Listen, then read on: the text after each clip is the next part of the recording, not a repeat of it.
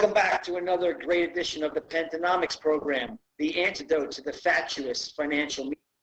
I have with me another fantastic guest, none other than Mark Farber, the editor and publisher of the Gloom, Boom, and Doom Report. Mark Farber is a genius. His voice must be held out at the highest of esteems.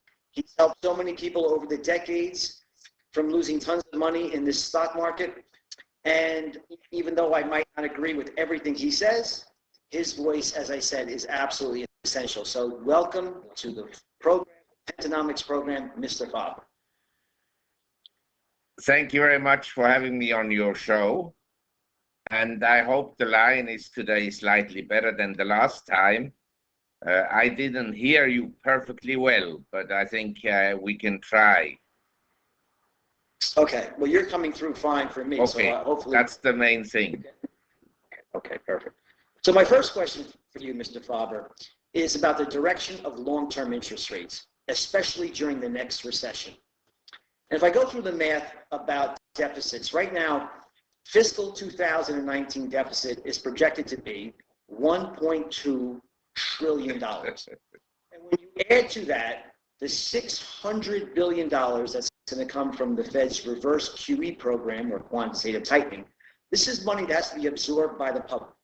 Then you add to that the potential for another $1.2 trillion that might come onto the public's coffers because of China's currency war with the United States, or U.S.'s currency war and trade war with China, however you want to look at it. They could sell part of their currency reserves, which are held mostly in treasuries. They could sell a portion of that. So it's hundreds of billions of dollars. And then, of course, if we have a recession, and I believe we're imminently on the precipice of another recession here, especially if you look at that spread between the 10-year note and the 2-year note, we'll talk about that later, and for a plethora of other factors, we're very close to a recession here. You could add, like we did, into another $1 trillion. So when you add it all up, you could dump onto the public somewhere in the range of $3 trillion and $4 trillion in just one fiscal year. And it's never before happened. And yet I have to ask this question. It sounds silly, but look at the long-term bond yields continue to come down, perplexing most of Wall Street. So here's the question. In the next recession, do long-term bond yields go up or do they go down? Well, I wished I knew with certainty. And part of the difficulty in making a prediction is you and I, we don't know the policies that will come out of the US, notably the Federal Reserve's policies, which may be by Mr. Kudlow and Mr. Trump. You see, basically, the Fed should continue to increase interest rates as they've stated. And I think they will likely do that, but it's not sure that they will do it, because now the administration of Mr. Trump has come in and said that the strong dollar is not favorable for the US, and we shouldn't, or to some extent he implied that we shouldn't increase interest rates any further, and that the dollar should rather weaken than be strong. And that obviously would likely cause long-term bond yields to go up, because obviously a weak dollar would add to inflationary pressures. Number two, yes, I agree with you that the recession is coming, but it's not clear to what extent the recession will manifest itself. First of all, we could have a very weak dollar in which the recession may not be felt dramatically, especially since a weak dollar would essentially keep asset prices in the US relatively high. Now, in the case of a strong dollar, I suppose that asset prices in the US would rather weaken, but a strong dollar would be favorable for interest rates to go down. In other words, if interest rates are at this level at the present time, say, on the 10-year, we're now around 2.9%. If there was a recession, a dollar, a recession may be a deflationary recession, in which case interest rates go down on long-term US Treasuries, not on corporate bonds, because spreads currently are very narrow, and spreads in a recession would likely widen. Well, we're going to talk a little bit more about exactly what Mr. Trump's dollar policy is. And it appears to be all over the place. But let's go into my next question. How expensive is the stock market? You know, if you listen to the carnival barkers on Wall Street, they look at forward PE ratios. They take a guess at what's going to be next year and then slap a PE ratio on that number. And they say the market isn't that expensive.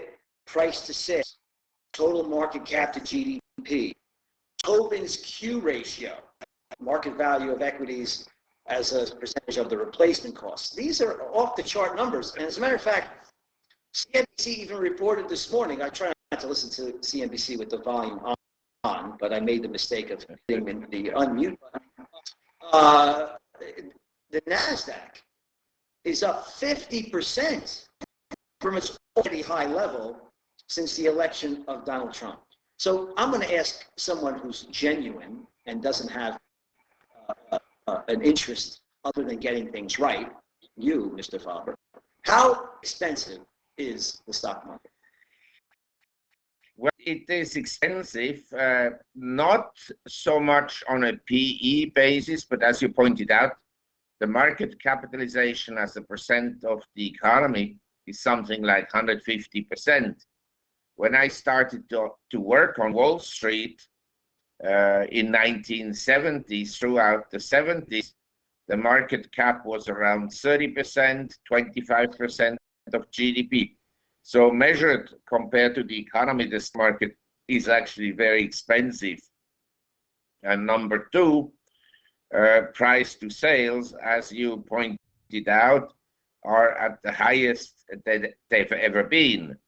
And then, as in the year 2000, some sectors of the stock market are maybe not particularly expensive, but on the other hand, there are other stocks, the tech stocks, many of which have no earnings at all. They are extremely pricey. Now, the argument, of course, by people is, well, what do you rather own over the next 10 years? Treasury bonds, say the 10 years treasury at 2.9%, or do you rather own equities? Because many equities, they have a dividend yield that is higher, say the yield on the S&P. And especially this would apply in Europe and in Asia and in Europe. Lots of companies that have a dividend yield that is more than 2 to 3 times the bond yield. So based on comparison with bond yields, the equity markets, you could argue, are not terribly expensive. On the other hand, I would argue the problem with this view is interest rates have been kept artificially low and that they will eventually rise. Exactly when, we don't know. Number two, the earnings are inflated because when interest rates come down, as they have since 1981, earnings of corporations, and two earnings of corporations were boosted recently by the tax cuts. And so we're dealing with actually inflated earnings, aside from the stock market. That is the corporate buybacks too. I beg your pardon? What about the buybacks as well? Yes, the corporate buybacks have, of course, contributed to an expensive valuation. But it's interesting that this year, the stock market hasn't moved up a lot, and foreign markets are basically down. But there has been a record quantity of corporate buybacks in the US. So the impact of these buybacks is diminishing.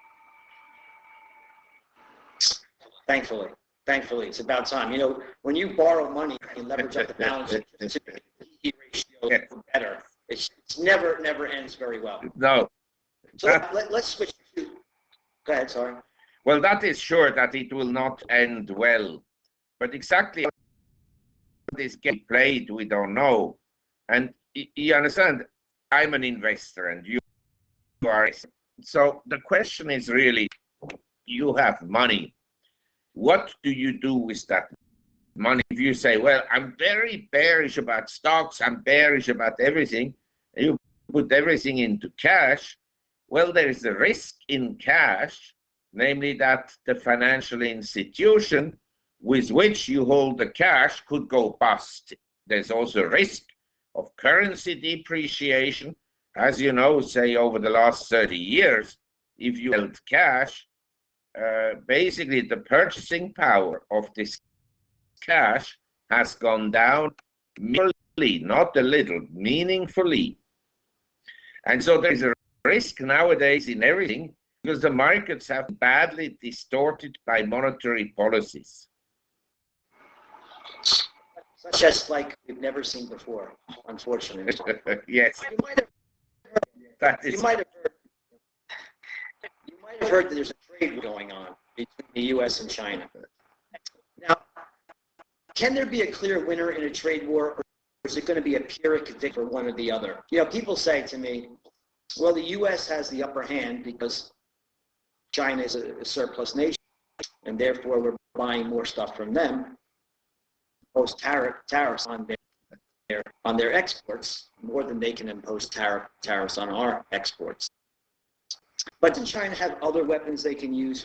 Like I mentioned before, they can sell a portion, all of their $1.2 trillion in currency reserves, or rather, they can also depreciate their yuan as they did again last night, or in 2015, which caused havoc. The S&P 500, I think, was down 10% very quickly the last time the renminbi was devalued. So would you care to comment on who the winner and who the loser will be in this, not in the maybe trade war, the trade war that's happening now, which looks like it's going to get worse? Well, I don't know any fight where there is a clear winner. I mean, if you have a bar fight, you may win the fight, but you are also hurt somewhere. And if you have a war or a confrontation, then you may win the war, like Allied forces on the Second World War. They also had huge casualties, and it caused huge economic damage in Europe at the end of the war. And so there is no clear winner in a war. A trade war, you have, again, a relative winner and a relative loser. Now, the common view is that, yes, the US imports more from China than China imports from the US, and therefore China will be hurt more than the US. I'm not sure that this view is an accurate decision or an accurate projection of what the cost of a trade war will be for this.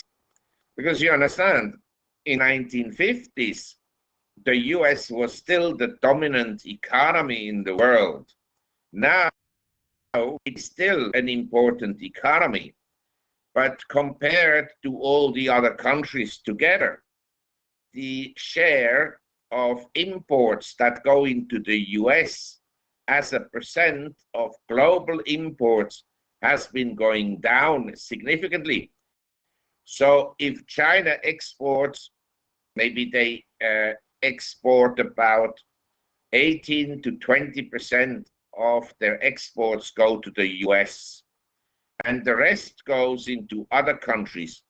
So in theory, and this will overnight, it takes time, but in theory, the Chinese could shift some of their exports, most of their from the US to other countries.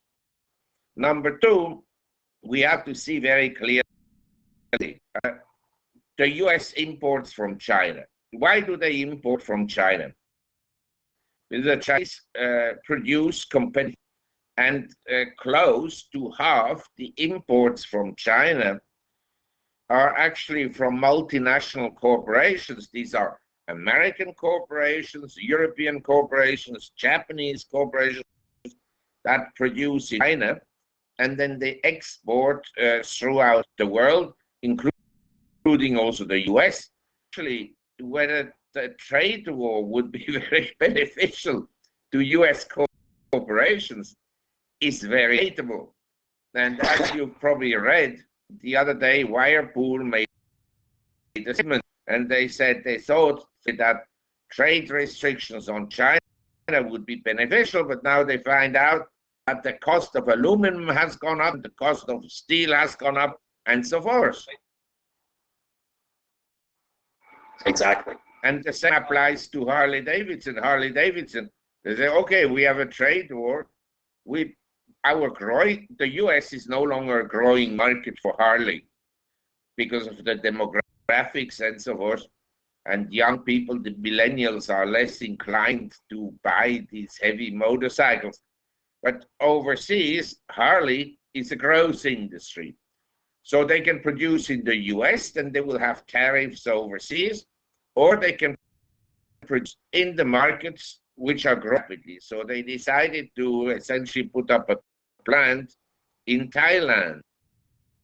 And so this will no longer go from the US to China and to other Asian countries, but Thailand. That is beneficial for US workers, I really. It's the exact opposite of what Mr. Trump wants.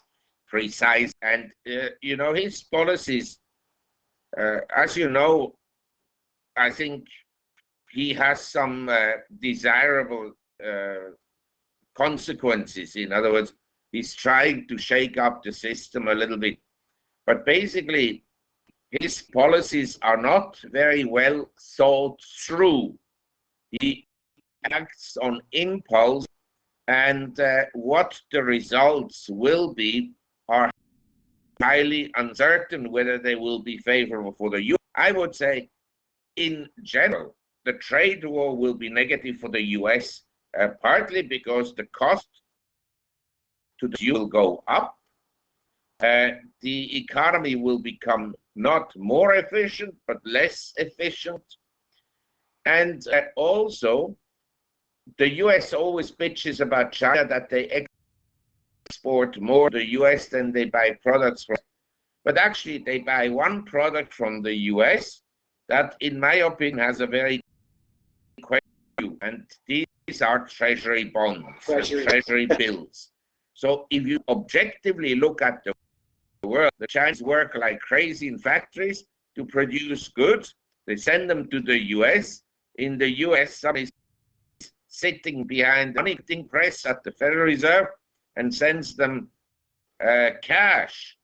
Well, who has the better deal? I rather buy the goods in China that are manufactured there and pay with essentially money printed. We could also always default on that too. That would hurt the Chinese as well. Yes. It would hurt everybody. It would hurt everybody. Yes. That's the victory But that's in question here. You talk about the capriciousness and the impulsivity of Mr. Trump. So I'm trying to get an answer from you about what you feel his dollar policy is. You know, Trump and Citizen Trump railed against Mr. Bernanke and Ms. Yellen about asset bubbles based upon the ZIRP, the zero interest rate policies, or virtual ZIRP. And now we've learned today President Trump is railing against Mr. Powell, who's on the appointee, who says, you know, listen, enough with the assets. We're trying to build an economy here. We're trying to keep our asset bubbles afloat. He didn't quite say that, but I'll just interpret from it. And the strong is hurting everything. You add in a trade war with a strong dollar, and you had mentioned before, interest rates are already, have already gone up. If you look at LIBOR, Yes. LIBOR was basically 0.3, and now it's 2.35%. So borrowing costs have already gone up very, very steeply. And if you add in the draining of the Fed's balance sheet, which has never happened before, the way the destruction of that money at the clip of $90 billion per month. So the dollar policy of Mr. Trump is all over the place. Do you have any insight on that, Mr. Farber? Well, long term, what I can say is that large empires like the US that had essentially the currency of the world tended to have a currency that over time weakened. And the US has never pursued an economic policy that would favor a particularly strong dollar in the long.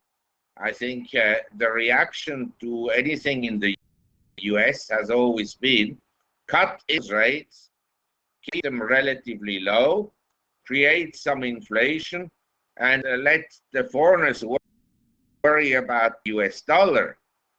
And so I doubt that some or another administration to have a very strong dollar. Now here comes Mr. Powell of the Federal Reserve, and the Federal Reserve today understands that the interest rates have been too low for too long. They have increased to a certain level. We don't know exactly what that level is, but obviously it depends on what the Fed would measure as a rate of inflation. But the Fed has stated clearly that they wish to increase rates another 3 times in the next 12 months or so. And so when foreign countries like Japan and Europe keeps interest rates artificially low and the US increases them, then there is a spread between the bond yield in Europe and Japan that are artificially low and US bonds. And so money from all over the world essentially into the US and boosts the US dollar. As I said, I don't necessarily regard this as a very wise policy, but part of the problem is that the other countries also had guilt for not increasing interest rates and keeping them artificially low. Okay, let's move on to the next question.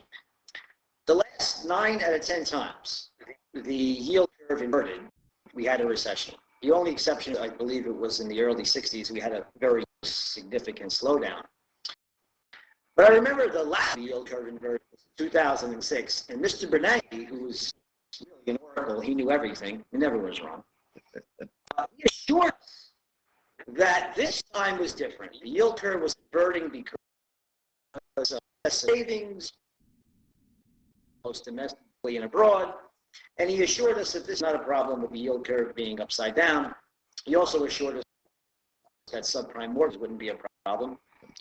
And now I hear the same thing happening now from the carnival barkers on Wall Street and members of the FOMC. They're saying, don't worry about the yield, even though it's just one Fed rate hike away from becoming complete.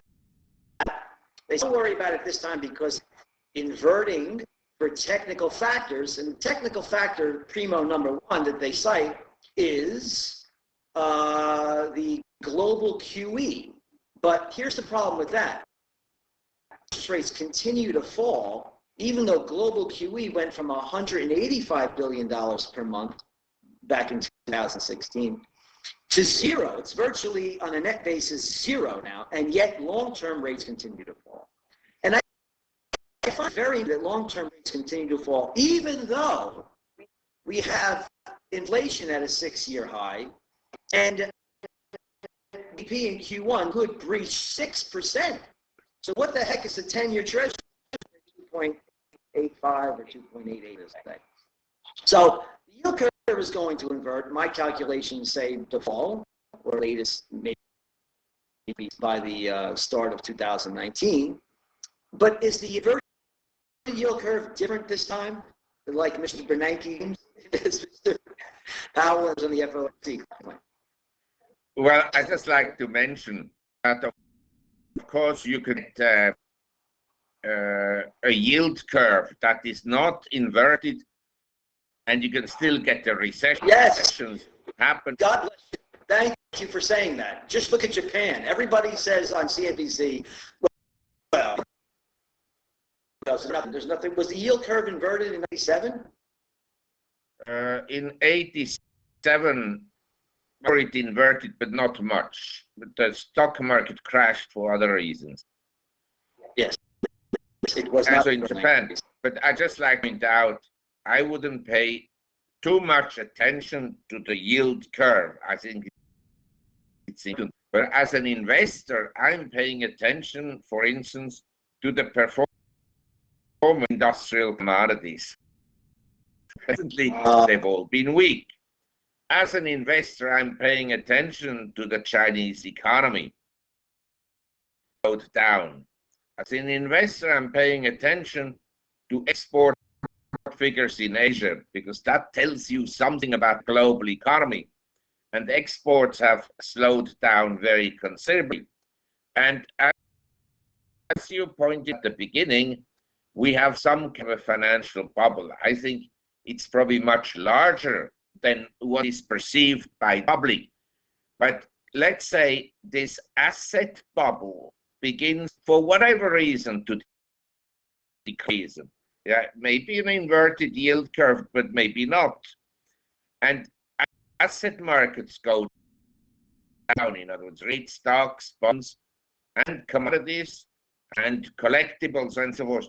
The impact when the asset markets as a percent of the economy are so big on the economy will be felt very bad with or without the yield curve.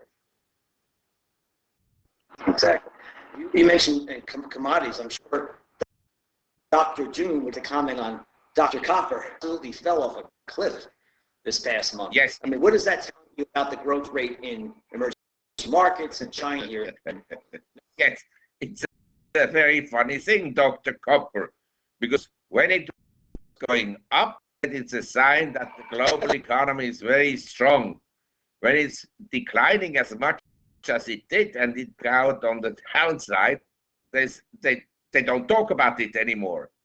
Now the copper price has collapsed recently. It's also rebounded today, but I think the trend are down, as well as for nickel, zinc, aluminum, and so forth. And therefore, it's an indicator to that, and not so much to what people say at the Federal Reserve and the central banks. I'd like to come back to a comment you made about the QE, which reached at the peak around 880 billion, and that it... No, per month. Yeah, okay. Per month. Yes, but the issue is that the other central banks have also initiated QE programs. Quantitative easing of the ECB and of Japan, the QE globally has not declined. It's at about the same level. The US has gone down, yet other countries have gone up same level. Now the thing is this, it doesn't matter where you print the money. Say the ECB, I'm a European institution, an insurance company or whatnot, and then I sell my bonds to the ECB. They buy the bonds from me, and then I have cash, and then what do I do with cash? I can buy some bonds, okay, and then I have to decide, well, I buy bonds where? In Europe, in Japan, where yield lower than in the US, or do I buy them in the US?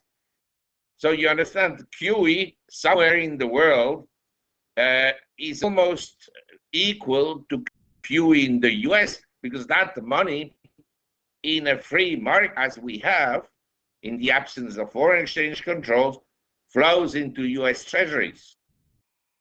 Mhm.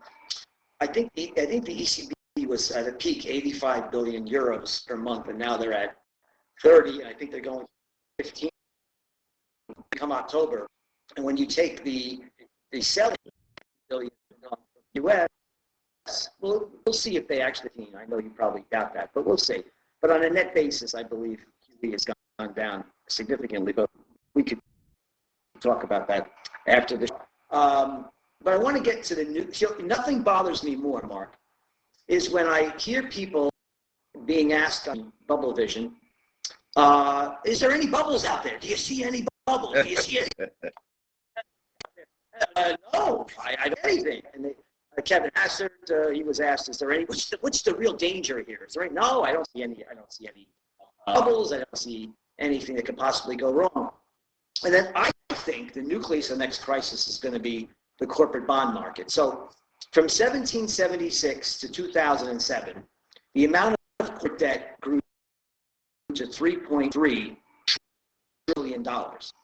In just those 11 years, from 2007 to today, the corporate debt grew to $7.8 trillion when you add in the leveraged loan market, which is basically loans to companies that can't even access the junk bond market. What bothers me most of all, is that two-thirds, when I went to school, that's about 66%, is either junk or one notch above junk. Now, is that not a bubble? When you go from 3.3 to $7.5 trillion of basically a corporate bond market that's mostly made of high junk. So when this recession comes, and I don't think the central banks of this world have outlawed the business cycle, whenever the next recession comes, that's the nucleus of the next crisis. That's in my opinion. And it'll be precipitated by a falling stock market, which should happen when the yield curve inverts around. But what do you think? Because this is, after all, what I want to know, because you're the person I'm interviewing. What do you think will be the nucleus of the next crisis? Well, when and then on one side of the ship there are dolphins or there are whales, and passengers move to that side of the ship, it already leads a bit, and then a huge wave to turn it over. So I'm saying, people believe there is no bubble because the bubble is so big that they compare, say, stocks to real estate, and stocks are not that expensive, or they compare real estate to bonds, then they say, well, real estate is expensive. In other words, they compare everything to inflated assets. More meaningful, in my opinion, is to compare asset prices to income. Are assets actually affordable? And as you know, for many people, they're simply, and sometimes tragically so, because some people can't even afford the rent, and therefore they become homeless. This is, I mean, a social issue that shouldn't be disregarded by central banks. We have many studies in the US, and this is also my own observation in Switzerland and so forth. Young people, given their salaries, they cannot afford to buy a house. They can afford rent. But in New York, Newport Beach, Los Angeles, Seattle, and San Francisco, Boston, rents approximately 50% of these people's income. So how much left do discretionary spending? Food and energy, absolutely. You know, there's a metric for that. So household wealth, which is measured by the value of real estate and stocks as a percentage of GDP, it's over 500%. Yeah, Never I know. before happened. So it used to be 300, over 500%. And that's the reason why people like Donald Trump and their five-star movement in Italy. This is why people like these people I just mentioned are elected, because of the evisceration of the middle class. So who owns all the real estate? Who owns all the stocks? Is the wealthy and the very, very rich, not the poor. Correct. Yes, Okay. that is the result of money printing. The money printing, the printed flow evenly through the economy, but it flows to the first recipient, in other words, the bank system and the financial people. Primary dealers, absolutely. So two questions left to up. You know, I think slash depression is perhaps the worst ever, unfortunately. I don't wish it, I don't hope for it, I just do the math and I run my models. And the reason is balance sheets are stretched. So if you look at household debt to GDP, if you look at corporate debt to GDP, if you look at sovereign debt to GDP, and even central bank balance sheets, in theory, there's no limit to their balance sheet. You know, how fast or with how much alacrity will the Fed go back into QE? I think they will go back into QE, but not right away, because their balance sheet is well over $1 still, when it used to be 800 billion. So when the next recession slash depression hits, it can easily rectify by someone taking on a lot of debt. So do you agree with that supposition? And if not, why?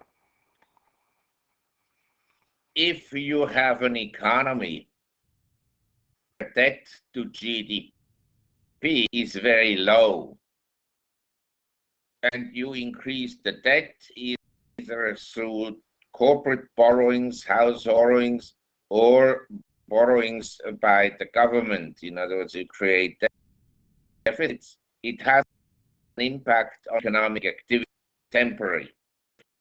If your level of debt is already astronomical, increased debts may not have a favorable impact at all. On the contrary, it may actually inhibit economic growth.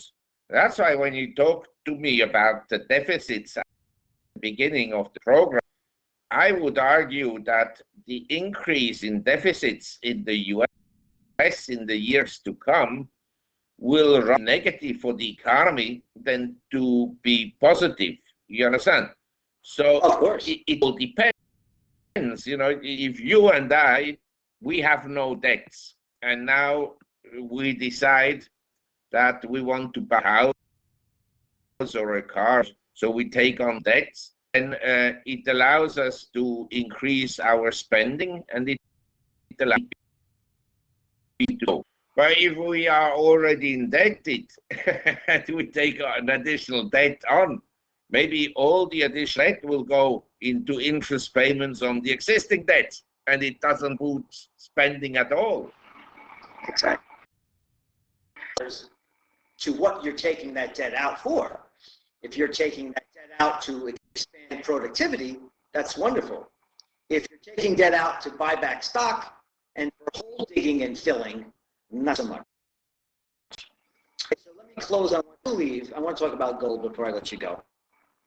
I believe the gold market is going to continue to suffer until the Federal Reserve of the United States admits that its balance sheet can never, in fact, the Federal Reserve under Mr. Powell will admit that the balance sheet of the Federal Reserve can only, at that juncture, the dollar will fall precipitously, even against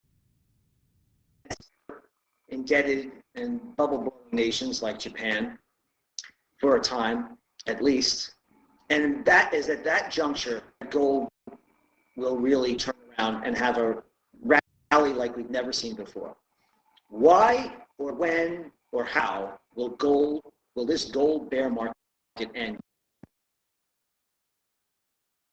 Well, first of all, I think yes, your reasoning is correct, and the Fed will reverse its policies so that they can't cut the balance sheet much further, it will be very positive for gold.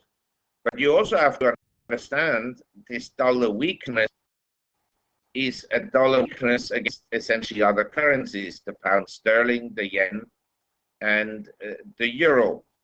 And if the other central banks are also printing money, maybe the dollar doesn't go down a lot against other currencies, purchasing power of paper money goes down against real estate, stocks, bonds, and so forth.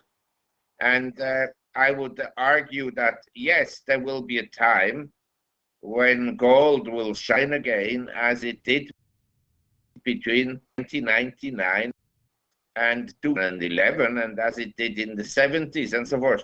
There's no question to my mind about it. But exactly as to the timing, I don't know. I think an individual, say $1 million, I would allocate some money into gold. He will say, well, I only want to buy of my money into gold. Someone will say, like I would advise, to put at least 20-25% into gold and other precious metals. But someone who has a lot of real estate, diversified world, he may say, well, I don't need so much gold. I have a real estate in Australia, I have real estate in New Zealand, in Canada, US, Europe, and Latin America. I even bought a building in China. Then, he's very well diversified in this of a complete loss of purchasing power of money. How this all will end, you and I, we don't know, because the markets are no longer free markets, but they are manipulated by governments and the agents, central bankers, and so forth. And then you have the political dimension. You see, you talked before about the default on treasury. That would have to be a selected default, to default only on treasuries that are owned, say, by China. If they default on treasuries overall, pension funds in the US can close their doors. If you understand, this is an additional issue that for assets. The strangest thing is that the unfunded liabilities of pension, of state, municipalities, and corporations, these unfunded liabilities haven't gone down, but they've gone up. That is real. And so, yes, what you just said, the Fed will be forced one day to print again money. The system collapses without that. And